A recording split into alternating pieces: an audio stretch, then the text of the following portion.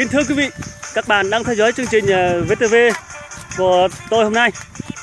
Sau đây tôi sẽ cung cấp cho một số thông tin về video của tôi để các bạn theo dõi. Và nếu sau này các bạn cảm thấy hay thì hãy like giùm tôi và chia sẻ giùm tôi để tôi phát triển video tôi hơn nữa. Và hôm nay tôi sẽ quay một video cho quý vị xem. Đó là một cảnh quay từ người dân trồng đậu đen. Sau đây tôi sẽ gặp chủ đậu đen nói như thế nào, cách chăm sóc như thế này.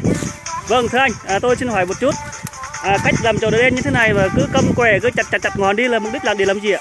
Để cho nó có trái nhiều. Để có trái nhiều thôi à?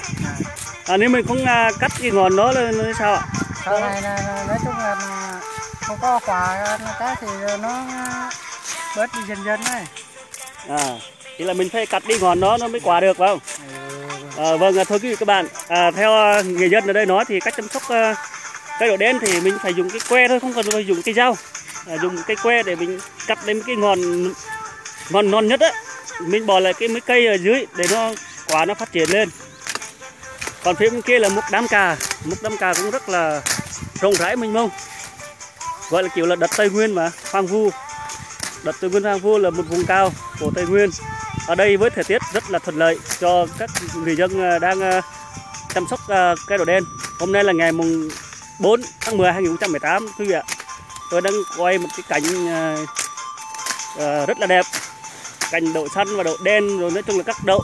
Bởi vì người dân ở đây ở vùng cao á, người ta thường là không có nước để trồng cà trồng tiêu, nó rất là khó. Vì vậy họ chọn cách để làm ăn kinh tế mang hiệu quả cho gia đình thì với đất trồng rỗng thế này thì cần phải trồng đậu đen gì đó xen canh với cây cà phê. Đấy, lấy ngắn nuôi dài. Tôi sẽ quay cho một cảnh những cây cà phê rất đẹp. Ôi chà, một cây cà rất là tốt, cành rất to, rất khỏe, rất dài và rất là xanh, quả cũng khá nhiều. Một lượng quả cà phê như thế này hết chê đâu vào đâu hết. Đấy, các bạn xem đây, một cây như thế này thì nếu nói với cái cả kinh doanh thì cây như thế này cứ một cây là có tầm khoảng 20 kg đổi lại.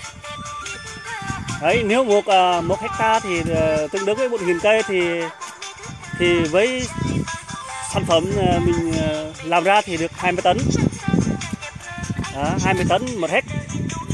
Giá cả thị trường thì mình chưa biết được cao hay thấp. Sau này tôi sẽ phát trực tiếp cho video của tôi đến quý vị xem lần sau. Và hôm nay tôi không nắm rõ chắc giá cả thị trường bao nhiêu. Vâng, bây giờ tôi sẽ quay lại bên người dân đang phá đậu đen, kiểu là phá đậu đen thôi. Đấy, nếu mình không biết thì mình tưởng là họ phá đậu đen đi, họ không cần nữa. Nhưng thực ra thì người dân này nó không phá, mà là đây là một cách kỹ thuật để cho đậu đen nó nuôi quả nhiều. Đấy, các bạn xem nhá, đây là người dân nằm rộng rãi, nó ở rải rác thôi, kia một người thôi, mình không quay được hết được.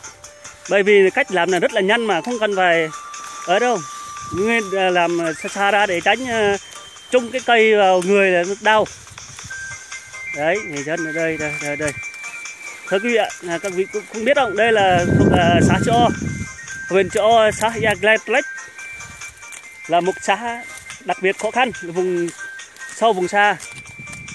Đây là một người dân trồng đậu đen như thế này đây, rất là an nhàn lắm, rất là thoải mái, vui vẻ. Họ rất tự tin vào khả năng vào công việc của mình. Họ sống bằng cái đậu đen này mấy chục năm rồi.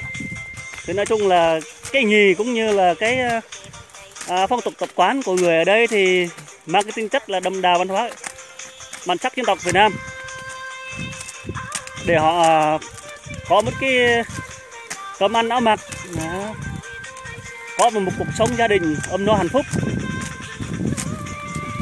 Họ rất chịu khó chịu khổ để làm ăn, nuôi con nuôi cái cũng như nuôi bản thân mình.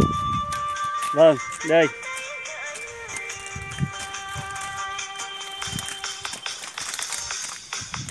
Vâng, thưa quý vị các bạn, tôi xin cung cấp video của tôi xin tạm dừng tại đây.